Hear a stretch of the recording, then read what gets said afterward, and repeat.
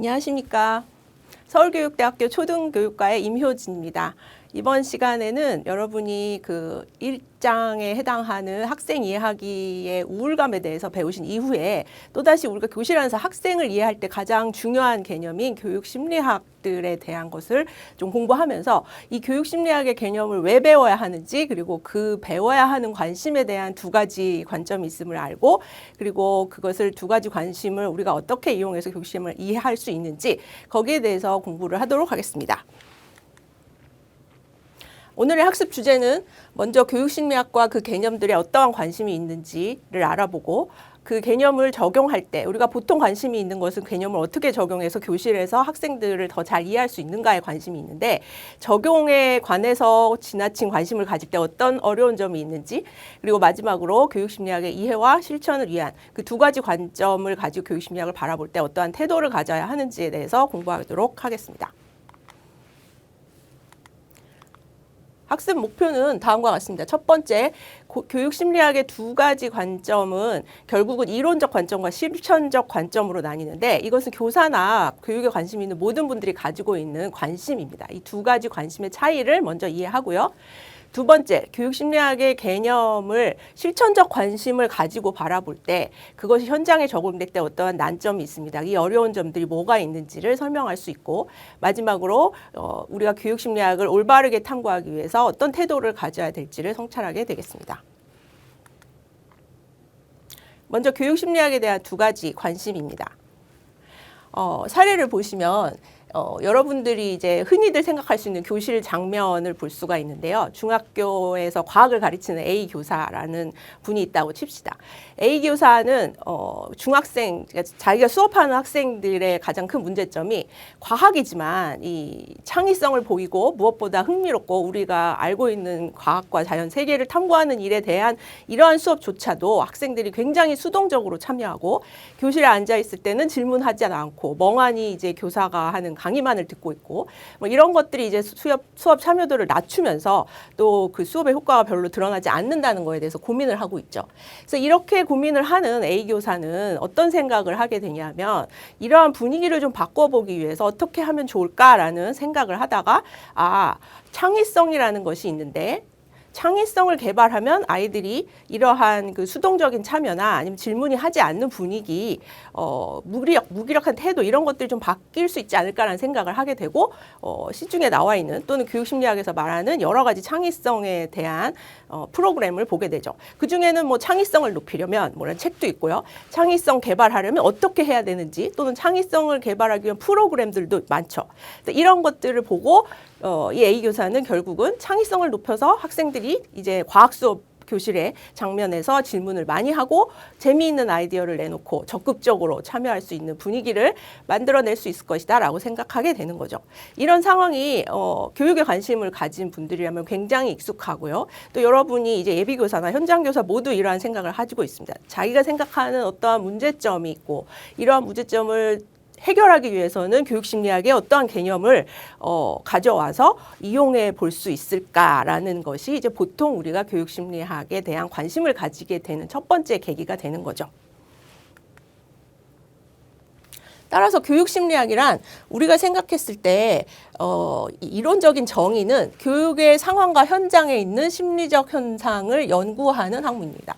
기본적으로 이 심리학의 어떤 이론과 연구들이 교육 현장에서 응용된다고 얘기하는 사람들이 있는데, 이 학문은 응용 학문이라기보다는 이론적인 학문에 가깝습니다. 뒤에서 더 자세히 얘기하겠지만, 그래서 교육의 현상에 있는 심리적 현상을 연구하는 이론적인 학문이죠.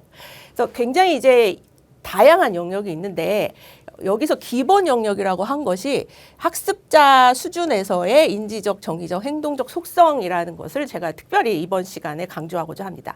물론 교육의 현장에, 교육의 상황에 있는 주체는 학습자뿐이 아니라 교사도 있고요. 우리가 알고 있는 학교, 그다음에 그 학교를 둘러싼 사회, 굉장히 여러 주체들이 있고 이 주체들이 다 이 교육심리학에 있는 심리적 현상을 연구하는 대상이 될 수 있습니다. 그렇지만 제가 이제 기본 영역이라고 하는 것은 학습자의 측면에서 어떠한 인지적, 정리적, 행동적 특성이 있는지를 파악하는 그러한 학문이 교육심리학이 되겠다고 저는 먼저 생각을 했습니다.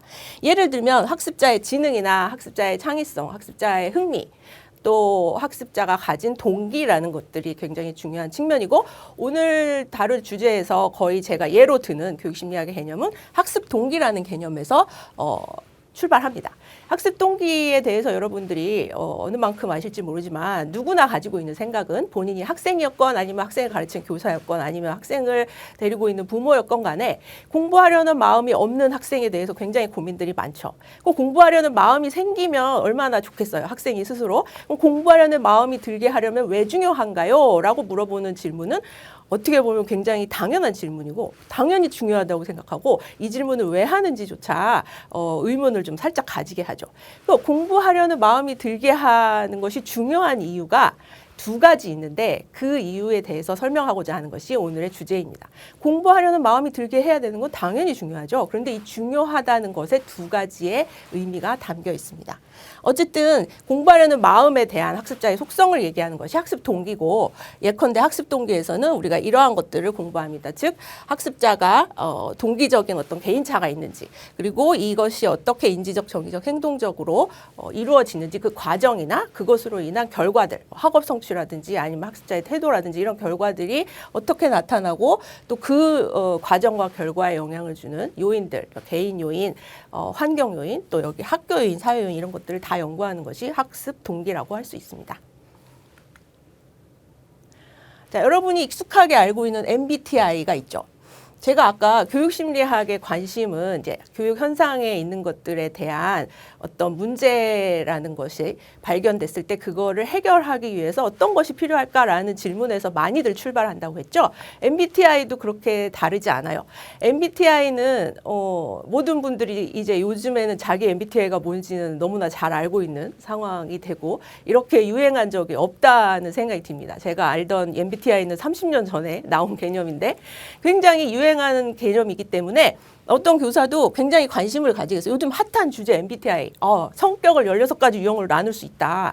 굉장히 신기하죠. 그리고 이 신기한 설명이 또 자기한테 맞는 것 같아요. 자기 MBTI, 학생의 MBTI, 또 자기 주변의 사람들 MBTI 얘기를 누구나 다 하고 있어요. 그럼 어떻게 해서 이런 MBTI가 관심을 끌었는가라는 거를 보기에 앞서서 우리가 궁금한 점은 뭐죠? 내가 하고 있는 일에서 MBTI가 어떻게 적용되지? 이런 게 가장 먼저 드는 생각이죠. 예를 들면 교사의 입장에서는 모둠 수업을 할 때 이 성격 유형이란 것이 있다면 성격 유형별로 학생들을 모둠을 지어서 예를 들면 무슨 토론 수업을 한다고 칩시다. 그럼 토론 수업을 할 때 얌전한 학생, 활발한 학생, 즉 외향적인 학생, 내향적인 학생들이 있으면 얘네들을 성격 유형별로 그룹을 지어서 모둠을 지어서 토론을 시키면 아무래도 자기랑 같은 유형의 학생들이 있으면 마음이 편하니까 더 활발하게 얘기를 하고 좀 쑥스러워하던 학생들도 조금 더 익숙한 장면이 될 테니까 좀 더 활발하게 참여를 하겠다는 생각을 하고 모둠 수업에 써먹어 볼까라는 생각을 하죠. 써먹어 보니까 역시 수업에 효과가 있어요. 그전에는 얌전하던 애들도 자기랑 비슷한 성격 유형의 학생들과 모둠을 지으니까 약간 그 친밀감이 더해져서 그런지 더 활발하게 이야기를 하고 어떤 그 선생님이 말씀하시는 내용도 다 더 잘 전달되는 것 같고 그 결과 퀴즈에서도 굉장히 성적이 좋았다는 생각이 듭니다. 그러면 이 교사는 어떻게 생각하냐면 이거 다른 수업에도 써볼 수 있겠다. 이런 모둠 수업에서 성격 유형을 구분지어서 하는 집단 활동 같은 거를 그래서 많이 고안을 하죠. 그래서 이 수업 저 수업을 해보니까 역시 많이 쓸 수 있어서 MBTI는 굉장히 중요하구나. MBTI 이론, 성격 유형 이론은 교육심리학에서 굉장히 잘 써먹을 수 있는 좋은 이론이야 라고 생각하게 되는 관심이 첫 번째. 여러분이 굉장히 익숙하게 접하게 되는 관심이죠. 그런데 이러한 관심을 가진 사람 중에 이런 사람도 있겠죠. 경우의 수가 다른 거예요. 똑같이 MBTI가 핫한 주제라고 생각해서 나의 어떤 수업에 모둠 활동에 있어서 아이들의 성격 유형별로 모둠을 지으면 굉장히 재밌겠다. 애들이 잘할 수 있겠다라는 생각이 들어서 성격 유형이 같은 유형끼리 모둠 수업을 진행을 했어요. 그랬는데 그 학생들은 오히려 전체 발표를 해야 되니까 내향적인 학생들이 모여있는 유형에서는 서로 미루는 거예요. 그렇죠? 여러분들 이해가 되죠? 자기 성격 유형 알고 있으면 너가 해야 돼, 내가 해야 돼 이런 걸 가지고 시간을 굉장히 낭비하는 모습을 보게 된 거예요. 전체 발표를 해야 되는데 어떤 모둠에서는 서로 자기가 하겠다고 손을 드는 반면에 어떤 모둠에서 그렇지 않았죠. 그러면 이 교사는 어떻게 생각하냐면 이거는 발표 수업 같은 데는 소용이 없고 또 모둠을 했지만 모둠의 내용을 발표하고 전체적으로 아이들과 공유하는 데서는 별로 MBTI가 수업에 도움이 안 되는구나, 중요하지 않구나 이렇게 생각하게 되겠죠. 그러면 이 교사의 이후의 관심은 어떻게 되겠습니까? 이러한 MBTI에 대한 관심과 MBTI를 활용한 수업에 대한 관심은 두 가지 방향으로 나뉘게 될 수 있어요. 그러면 발표를 하지 않는 것이 문제가 되는 모둠 수업이라면 그럼 MBTI 유형에서 좀 약간 내향적인 학생과 외향적인 학생을 섞어서 모둠을 지으면 그러면 발표를 서로 미룬다고 뭐 갈등을 빚거나 아니면은 서로 이제 눈치를 보는 일은 없어지지 않을까라는 생각을 하고 문제 해결식으로 접근을 해가지고 효과를 거둘 수도 있겠죠. 그런데 한편으로는 또 그래서 발표를 하는 문제를 해결했는데 서로 미루는 문제를 해결했는데 그 다음에 해당되는 문제는 또 다른 문제가 발생하는 거예요. MBTI 수업에서 애들이 또 성격 유형별로 나뉘니까 이게 뭔가 좀 자기 수업에서 원하는 만큼의 효과가 즉 예를 들면 뭐 토론의 활발성이라든지 성취도가 높아지는 그런 효과가 없다는 것을 발견하게 되는 거죠. 그러면 이 교사는 아까 말한 것처럼 MBTI는 소용이 없구나, 중요하지 않은 이론이구나 라는 생각을 하게 되는 교사가 있고 어떤 교사는 이렇게 생각하죠. 왜 어떤 수업에서는 효과가 있고 어떤 수업에서는 효과가 없는 건가? 왜 어떻게 수업의 결과가 달라지는가? 라는 거죠. 왜 MBTI 유형에 따라서 이 결과가 달라지는가가 굉장히 궁금해지는 거예요. 이거는 수업의 효과, 내지는 토론의 활발성, 내지는 학생들의 성취도 향상, 이거랑 굉장히 별개의 관심이거든요. 별개의 관심에 이 교사가 관심을 가지게 되면 성격 유형이 도대체 왜 수업에 차이를 가져오는 지라는 굉장히 근본적인 질문을 하게 되는 경우가 생기기도 하죠. 그래서 이러한 생각이 꼬리에 꼬리를 물면 결과적으로 굉장히 이 MBTI 유형이 어디서 나왔느냐? 성격 유형이니까 성격 이론에서 나왔겠죠. 오래된 이론이 있습니다. 융 이론이라고. 그 성격 유형이라는 것이 무엇이고 더 들어가면 성격이란 무엇인가라는 어떤 교육심리학적인 개념에 대한 관심으로 가게 될 수 있어요. 처음부터 교사가 이런 관심을 가지게 될 수도 있고 지금 말한 것처럼 질문과 자기의 적용 범위에서 어떤 문제의식을 갖고 이런 질문을 가질 수도 있어요. 그렇지만 제가 이제 얘기하는 것은 많은 경우에 교사들은 효과가 있다 없다에 관심을 가지고 더 앞서서 말하면은 문제 해결에 대한 의식을 가지고 이 교육심리학적인 개념을 바라보는 일이 더 자주 일어나고 더 익숙하고 또한 굉장히 중요한 장면입니다. 이 중요한 장면이지만 제가 이번 시간에 말씀드리고자 하는 것은 이 중요한 장면에 지나치게 우리가 이것만을 강조할 때 무슨 문제가 벌어질지 이것에 대해서 또 그렇게 실용적인 관심 말고 어떤 관심이 있는지에 대해서 한번 알려드리려고 하는 거예요. 지금 말한 MBTI를 교실에서 어떻게 써먹을 수 있을까? MBTI를 통해서 수업의 효과를 어떻게 높일 수 있을까 하는 것은 실천적인 관심에 해당되는 거고요. 이 실천적인 관심과 이론적인 관심, 어떤 학문에 대해서 이론적인 관심과 실존적인 관심이 있다는 것은 예전에 스톡스라는 학자가 과학과 기술의 뭐 어떤 사분면, 이해라는 측면과 활용이라는 측면으로 차원을 나눠가지고 이것을 2x2의 사분면으로 나눠서 얘기한 적이 있고 이거를 이제 교육심리학 장면에서는 핀트리치라는 학자가 응용해서 설명한 적이 있어요. 먼저 스토크스의 사분면의 이름은 파스테르의 사분면이에요. 제목도 파스테르의 쿼드란트죠. 파스테르의 사분면이라고 얘기한 것은 이 스토크스가 얘기해서 관심을 가졌던 것이 이 1사분면이었다는 거죠. 기초 연구에 의한 실용 연구. 자, 여러분, 이 과학자들 이름을 어렴풋이나마 기억하실 수 있죠. 보어라는 학자는 물에 끓는 점이 100도라는 것을 알아낸 물리학자라고 해요. 또 파스테르 여러분이 아시다시피 무슨 세균학, 생물학으로 비춰서 저장이나 농축산업에 기여한 학자죠. 에디슨도 너무 유명한 발명가죠. 전구나 뭐 기타 여러 가지 전화나 우리 일상생활에 필요한 용품들을 발명한 학자예요. 학자들의 이름만 봐도 우리가 약간 이 학문, 이쪽 사분면에서 하는 사람들이 어디에 관심이 있는지를 알 수 있겠죠. 예를 들면 보어 같은 경우에는 과학적 이해의 활용보다는 과학적 현상을 어떻게 하면 우리가 이해할 수 있는가. 활용이 아니라 이해의 관점을 둔 순수 기초 연구를 하고자 하는 사람들의 관심이라고 할 수 있습니다. 그런데 이 파스테르 같은 경우는 이 기초적인 어떤 생물학적인 이론이나 생리학적인 그 근거를 가지고 관심을 가지다 보니 이것을 활용해서 이후에 뭐 저장이나 아니면은 무슨 살균이나 이런 것들에 활용할 수 있지 않을까라는 데까지 이 자기의 이론적인 관심이 실용적인 연구로 확장된 경우라고 볼 수 있고요. 에디슨 같은 경우에는 전적으로 문제의 해결이 앞서는 측면이 많죠. 예를 들면 지금 어두우니까 어두운 데서 환하게 뭔가를 일을 해야 되는 문제 상황이에요. 그럼 환하게 하기 위해서는 어떻게 해요? 불을 밝혀야 되죠. 불을 밝히기 위해서는 고전적인 방법이 아닌 전구를 발명해서 우리가 전구를 통해서 오랜 시간 동안 더 밝게 밤에도 일을 할 수 있도록 그렇게 해야겠다라는 이제 문제의식의 해결을 위해서 순수하게 실용적인 측면에서 다가간 거죠. 그러니까 이러한 이제 실용적인 관심 그리고 과학적 이해에 대한 근본적인 관심 이런 것들이 나누어질 때 우리가 이 스토크스에 의하면은 사분면에 의해서 어떤 과학적 이해에 중점을 두느냐 과학적 이해의 활용에 중점을 두느냐로 나눌 수 있다고 했습니다. 그런데 이제 우리는 교육심리학을 연구하고 있잖아요. 교육심리학자인 핀트리치, 이분이 굉장히 유명한 교육심리학자인데 이분이 생각할 때 그 스토크스의 파스테르 사분면처럼 교육심리학의 연구도 사분면을 나눌 수 있지 않을까라는 생각을 했어요. 예를 들면 보어의 사분면, 그 다음에 파스테르의 사분면, 그 다음에 에디슨의 사분면이 있죠. 어느 쪽이든 과학적 이해나 과학적 활용 그 둘 중에 하나에 또는 둘 다에 관심이 있는 그런 측면입니다.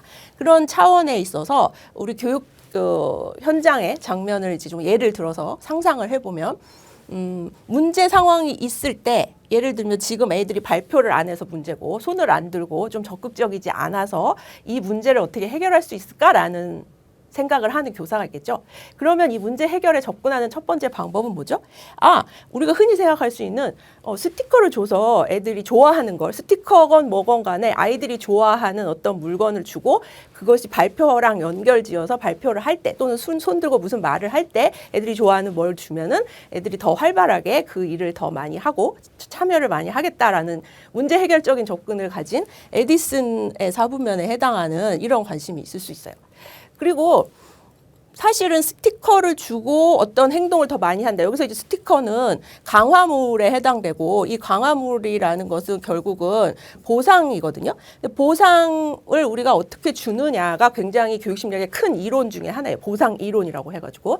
그래서 이 보상 이론에 해당하는 어떤 연구를 하다가 보상 이론과 보상이란 무엇일까? 보상은 어떤 과정으로 이루어지는가? 어떤 보상이 좋은 이런 것들을 연구하다가 교실에서는 그러면 스티커를 줬을 때 애들이 뭔가 하기 싫어하는 뭐를 더 잘하게 할 수도 있고 더 우리가 교사가 생각하기에 바람직한 행동을 조금 더 많이 하게 할 수 있고 이런 효과가 있구나라고 생각하게 되는 게 이 파스테르의 사분면에 있는 교사들의 그 특징이죠. 저 보어의 사분면은 아까 말한 것처럼 응용보다는 보상 자체에 관심이 있어요. 보상이란 무엇이고 그것이 일어나는 과정, 보상의 요인이라든지 보상의 결과라든지 이런 것들이 조금 더 관심에 초점이 있다고 할 수 있습니다. 그러면 핀트리치가 보기에 중요한 것은 이거죠. 우리가 대부분이 생각하는 교육 심리학은 당연한 얘기지만 어떤 교육의 실제에 도움이 되는 이론을 우리가 연구하고 그래서 그것을 통해서 교육 실제에 기여하는 활용을 하는 측면이 강하다. 마치 항공우주공학처럼 말이에요. 그런 것들이 당연하다고 생각해요. 이게 틀리다는 게 아니에요. 이런 생각이 당연하고 또한 에디슨의 사분면처럼 새로운 교수 설계 아니면은 아주 혁신적인 교재 개발, 교육 과정 이런 것들을 만들어서 실제의 문제를 해결하는 교육 심리학적인 관심도 굉장히 중요하다고 생각을 합니다. 이들이 안 중요한 게 아니라 핀트리치의 논문에 의하면 그는 정확하게 이 교육 심리학은 보어의 사분면에 있을 수 있고 있어야 한다고 말하고 있어요. 예, can and should be 이렇게 얘기를 해서 교육심리학이 저 보호의 영역에 있어야 한다는 말은 왜 이런 핀트리치 같은 그 유명한 교육심리학자가 얘기를 했을까? 이거에 대해서 저는 되게 깊이 생각하게 되었습니다. 교육심리학의 관심이 결코 그 활용에 첫 번째가 있다는 게 아니라는 뜻이겠죠. 핀트리츠의 의미는 있을 수 있고 있어야 한다는 얘기는. 있어야 한다는 의미는 모르겠어요. 결국 그만큼 지금 현장이나 아니면 교육심리학의 학계에서 이제 하는 연구들, 또 제일 처음에 사례나 아니면 MBTI에 대한 사례에서 들었듯이 여러분이 생각하는 문제가 있는데 이 문제를 해결하기 위해서, 또는 내가 가르치는 애들이 있는데 가르치는 애들을 더 잘 이해하기 위해서, 더 잘 이해하는 게 중요하지 않다는 게 아니라 더 잘 이해를 해서 그거를 통해서 어떤 효과성을 얻겠다고 하는 게 들어가 있는 거죠. 근데 보어의 사보면 여러분 안타깝게 어떤 효과성과 관련이 그렇게 있을 수도 있지만 없는 편이 더 많아요. 효과성의 문제보다는 이 현상이 무엇인가를 이해하는 것이 첫 번째이기 때문에 이 현상이 무엇인가를 이해하는 것이 왜 중요한가를 우리가 조금 더 알아볼 필요가 있습니다. 그래서 저희 그 강의의 두 번째의 큰 내용은 교육심리학의 실천적 관점이죠. 제가 이제 작은 글씨로 만이라고 썼는데 실천적인 관점이 적용적, 도구적 관점이라고 할 때 도구적 관점이 나쁘다는 것이 아니라고 제가 얘기를 했을 거예요. 그러니까 적용만 하고자 할 때 어떤 점이 어려운 점으로 우리가 다가오는가에 대해서 이제 얘기를 해보도록 하죠.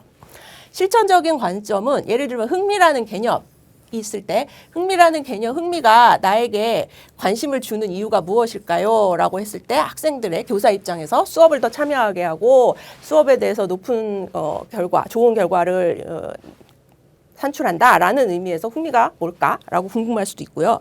흥미란 도대체 무엇이지? 라는 흥미라는 개념 자체가 궁금할 수 있다고 앞에서 이제 핀트리츠 사분면을 통해서 얘기를 했었죠. 우리가 근데 흥미라는 것을 활용할 때의 관점, 즉 도구적 관점에 대한 것의 핵심은 우리가 흥미라는 것을 써서 그것이 효과가 있느냐 하는 것이 관점이에요. 효과가 있으면 그 개념이 중요하고 효과가 없으면 그 개념은 중요하지 않다는 식의 결론이 나겠죠. 아까 MBTI가 써봤는데 별로 그렇게 애들의 수업에 도움이 안 되는 것 같으니까 성격 유형은 그런 중요한 이론이 아니구나라고 버리게 되는 것과 마찬가지예요. 그러면 잘 생각해보면 여러분 도구적인 활용도, 도구가 중요성을 가진 거, 이 도구가 써먹을 수 있고 도구의 효과가 드러나야 되는 거죠. 도구의 효과가 드러나지 않으면 그것은 쓸모가 없는 거예요. 있을 필요가 없는 거예요. 그럼 어떤 교육심리학적 개념은 그 가치가 써먹을 수 있느냐 없느냐에 따라 달려 있다고 생각하기 쉽죠. 그리고 많은 사람들이 그렇게 생각해요. 이거는 현장에 일도 도움 안 되는데 왜 배워야 돼요? 현장에 일도 도움이 안 되는 개념이 교육심리학에서 과연 중요한가요? 라는 식의 생각을 하죠. 그게 틀렸다는 게 아니라 제가 계속 말하고자 하는 것은 그런 생각만을 가지고 있을 때 우리가 어떠한 난점에 빠지게 되는지, 지금 두 번째 얘기하고 있는 어떠한 어려움에 빠지게 되는지를 얘기해 드리고자 하는 거예요.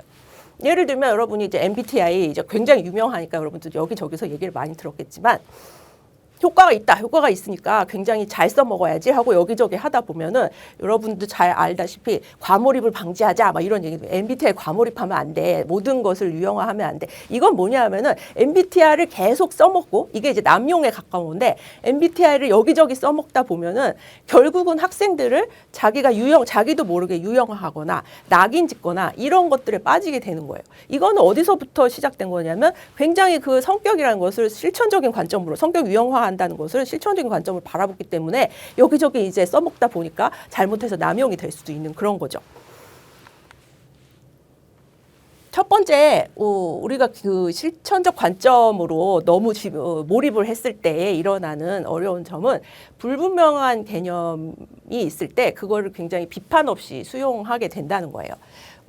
어떻게 예를 들어볼까요? 여러분들 제 그림은 모차르트 효과라는 예시가 있습니다. 이거는 이제 1993년에 라우셔라는 연구자와 그 동료들이 대학생들을 중심으로 실험을 했어요. 예를 들면 이제 공간지각력을 테스트하는 그 시험을 앞두고 어떤 집단의 대학생들에게는 모차르트 음악을 들려주고 다른 집단의 학생들에게는 음악을 들려주지 않거나 아니면 현대 음악을 들려줬대요.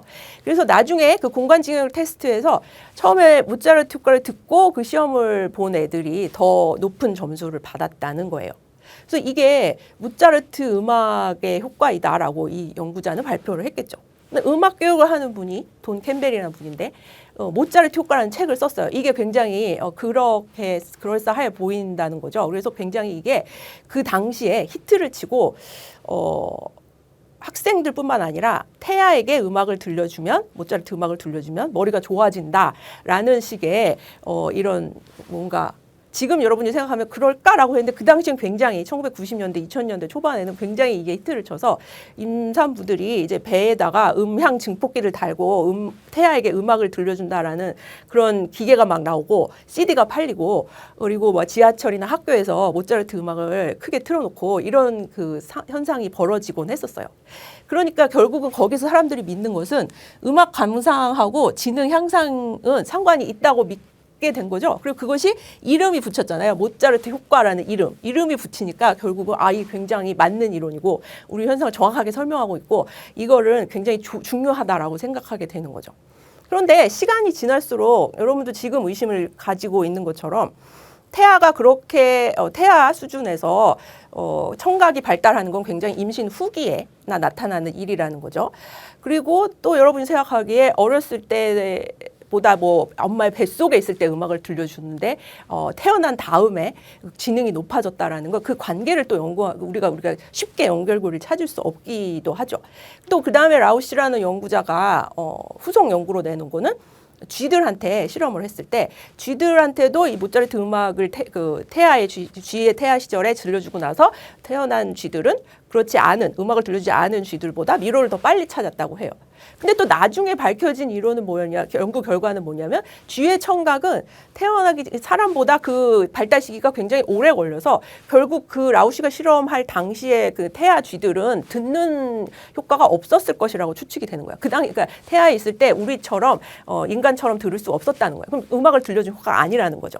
이런 식으로 새로운 연구 결과가 막 나오면 모차르트 효과는 지금 여러분들이 이걸 처음 들어보는 분도 계시겠지만 그런 게 있었어? 라는 생각이 들지만 그 당시에는 굉장히 이게 히트를 치고 CD나 아까 말한 음향 증폭기, 비디오 뭐 내지는 어떤 영상물 이런 것들이 굉장히 많이 팔렸다고 해요. 이게 이제 이름표를 붙여서 어떤 이름을 가지고 그것이 진짜의 이론인 것처럼 무비판적으로 수용하게 되는 이건 처음에 어떤 관심에서 시작됐어요. 제가 아까 말했지만 지능을 올릴 수 있다. 지능을 높일 수 있다. 머리를 좋게 할 수 있다라는 효과성에 관심을 가지고 이거를 모차르트 효과를 이리저리 검증도 안 하고 이제 써왔던 그 결과라고 할 수 있잖아요. 이제 그래서 이렇게 적용만에 관심을 가질 때의 어려운 점이 하나가 있고요. 두 번째는 개념에 이름을 붙이는 것 못지않게 비슷한 개념을 같은 이름으로 부르거나 아니면 같은 이름을 같은 개념을 다른 이름으로 부르거나 하는 경우가 있어요. 이게 이제 예를 들면 이제 여러분이 더 이해가 확실할 텐데 교사들이 이제 생각하는 거는 자신감 있는 학생을 키워주고 싶어하는 어떤 교사가 있죠. 그러면은 우리 학생이 어떤 A 학생이 수학에 자신감이 없다라고 생각을 해요. 그러면 얘가 말하는 이 교사가 말하는 자신감이 뭔지 우리가 교육심리학에서는 같은 자신감이라도 다른 개념으로 이해를 해야 된다고 얘기를 해요. 왜냐하면 이게 두 가지 측면이 있기 때문이죠. 자신감이라고 할 때 첫 번째 자신감은 이 학생이 나 저 친구보다 공부도 못하고 추억도 못하고요. 이런 식으로 얘기할 때 자신감이 없다고 볼 수 있어요. 그다음에 두 번째 경우는 나는 선생님이 내준 수학 문제를 못 풀겠어요 라고 할 때 자신감이 없다고 할 수 있어요. 물론 둘 다 자신감이라고 우리가 이해하는데 전혀 무리는 없죠. 그리고 이 두 개는 굉장히 관련이 깊어요. 수학을 못하고 남보다 못하는데 내가 문제를 잘 풀 수가 없죠. 내가 문제를 잘 못 푸는데 남보다 잘한다고 생각하지 않아요. 두 개가 굉장히 밀접한 관련이 있으니까 그냥 자신감이라고 불러도 되잖아 라고 생각할 수 있어요. 그렇지만 교육심리학자들이 굉장히 오랫동안 이 개념을 구분해 왔습니다. 이 구분하는 것이 우리가 얼핏 볼 때는 왜 그렇게 구분을 해야 돼? 라고 생각할지 깊이 들어가 보면 다른 개념을 같은 이름으로 부를 때 문제가 있고 또 마찬가지로 뒤집어서 같은 개념을 다른 이름으로 부를 때 문제가 있다는 것을 여러분들이 알게 되실 거예요. 예컨대 우리가 그야말로 진짜 문제 해결적인 관점에서 봅시다. 문제 해결적인 관점에서 친구보다 수학을 못해라는 자기 개념이 낮은 이것은 자기 개념에 낮은 학생한테는 어떤 처치를 줘야 될 것 같아요. 처치의 측면에서 보면은 얘는 상대평가보다는 얘 스스로 어떤 기준을 정해놓고 그것에 맞추는 것이 얘의 자신감을 높이는 데 도움이 되는 거죠. 왜냐하면 친구보다 수학을 못해 라는 비교의 측면에서 자신감이 없는 거니까요. 근데 반면에 자기 효능감 같은 경우에는 나는 수학 문제를 못 풀어라고 얘기를 하네요. 얘가 풀 수 있는 수학 문제를 주는 것은 얘가 풀어냄으로써 그 자기 효능감은 올라갈 수 있는 거예요. 사실은 문제를 풀면 되는 거니까. 남과 비교하는 게 아니니까. 그러니까 처치가 앞부분에 있어서는 얘 문제를 자신감 문제를 해결하는 데 있어서 상대평가를 덜 한다는 거고. 두 번째 있는 얘한테 맞는 문제를 주는 거고, 다른 측면에 처치가 들어갈 수 있는 거죠. 이제 문제 해결의 관점에서는.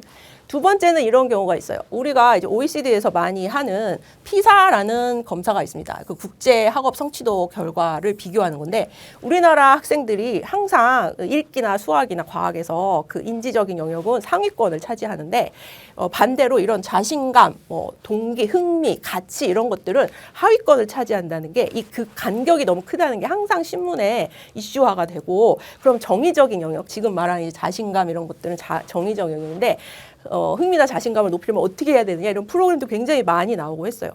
근데 제가 보기에 제가 연구를 해볼 때는 이 피사에서 재고 있는 거는 자기 개념도 있고 자기 효능감도 있단 말이에요. 그러니까 예를 들면 과학의 문제라고 치면 나는 과학을 잘한다라고 물어보는 문항도 있고요. 나는 지진이 일어나는 이유에 대해 설명할 수 있다라는 문항도 있어요. 그러면 우리나라 학생들은 이걸 우리가 둘 다 자신감으로 하고 이해할 때는 자신감이 낮다 그러면 둘 다 낮을 거로 예상이 되는데 그렇지 않더란 말이죠. 결국은 나는 과학을 잘한다 문항은 결국 이 피사의 OECD의 국제 평균보다 낮은데 지진이 일어나는 이유에 대해 설명할 수 있다. 2차 방정식을 풀 수 있다. 이런 자기 효능감 문항에서는 낮지 않았어요. 평균보다 낮지 않았어요. 그게 당연한 얘기죠. 인지적인 성취가 높잖아요. 우리나라 학생들이. 그러니까 우리가 이 두 개념을 같은 것으로 보고 자신감이 없어. 우리나라 애들은 자신감이 없어. 라고 말할 때에 어떤 그 구멍이 있다는 것을 이 개념이 불분명한데 그것을 똑바로 이해하지 않고 무비판적으로 자신감이 낮대라고 말하는 것이 어떤 문제가 있는지를 확인할 수 있는 부분이죠. 네, 적용할 때의 난점의 두 번째는 우리가 보통 원인이 있고 결과가 거기에 따른다고 생각할 때 이 적용에 관심이 있을 때는 그 원인에 대한 본질을 흐리는 측면이 있다고 하는 게 좀 문제입니다. 예컨대 이제 MBTI 16가지 유형을 제가 말을 했는데 아까 모든 수업에 관심 있는 교사를 생각해 보세요. 이 모든 수업을 했더니 그것이 원인이 돼서, 그러니까 좀 성격 유형의 모든 수업이죠. 성격 유형의 모든 수업을 했더니 토론과 의사소통 능력이 올라갔다라고 이제 생각을 하는데, 그러면 성격 유형의 모든 수업이 원인이 됐다고 생각하고 그것의 결과로 아이들의 토론과 의사소통 능력이라고 생각하는데, 지금 여러분들이 쉽게 생각할 때도 이 모든 수업 자체가 효과가 있을까? 그러니까 성격 유형에 의한 모든 수업이요? 라는 생각에 약간의 물음표가 있죠. 왜냐하면은 우리가 과학적 사고의 기본은 이 모든 수업 성격 유형에 따른 모든 수업에 영향을 주는 다른 것들을 통제해야 된다는 것이 기본인데, 기본적으로 뭐 교사가 유형별로 피드백을 달리 줬다거나 아니면 유형별로 애들이 가지고 있는 사전 지식이 달라졌다거나 이거에 따라서 애들이 토론이나 의사소통이나 이런 결과가 달라질 수 있잖아요. 그러면은 성격 유형 모든 수업이 원인이 됐다고 할 수 없죠. 근데 많은 사람들이 이렇게 생각해요. 내가 모든 수업 했는데 결과가 좋았어. 그럼 모든 수업 때문에 일어난 거야. 쉽게 그렇게 생각할 수가 있는데 사실은 이게 왜 그렇게 생각하냐면 때문에 이런 효과가 발생했다라는 그 효과성에 너무 집중을 하기 때문이라고 생각해요. 그러니까 이 적용에 너무 고려를 하다 보면은 원인과 결과를 어떤 것이 원인이 되는지 그 과정은 무엇인지를 좀 덜 들여다보게 된다는 거죠. 비슷한 예시로 이게 있습니다. 여러분 이제 제가 관심 있는 주제는 그릿인데 들어본 분도 있고, 그릿은 열정과 인내라는 장기적인 목표를 향한 열정과 인내라고 합니다. 열정과 인내.